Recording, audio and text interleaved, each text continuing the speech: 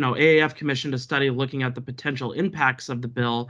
What were the results of that study, and how might the results change based on what comes out of the possible deal here? So the AAF's interest in this goes back to the campaign when there was a very big proposal, $3 trillion in taxes, and the promise that it would be spent on all these amazing things. And there was regularly this discussion where I would say to economists on the other side of the aisle, well, we can agree these taxes are a bad idea.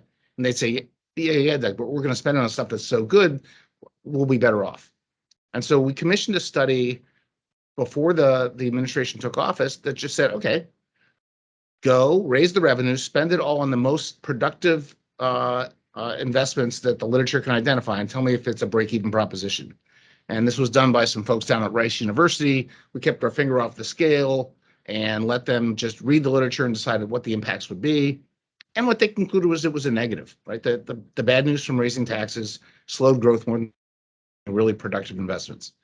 Since then, the sort of objectives have shifted. The scale has come down to about $1 trillion in taxes. There might be some deficit reduction.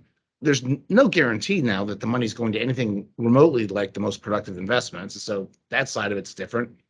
So we went back to the same folks and said, okay, let's try it this way. Let's have $1 trillion in taxes and $1 trillion of spending, no guarantee that it's productive, or $1 trillion in taxes, $500 billion in spending, some deficit reduction.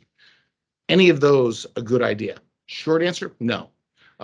They're not dramatically big. They don't engender an enormous recession right away, but they're bad news for the economy. And I think there's very little justification for pursuing this at all.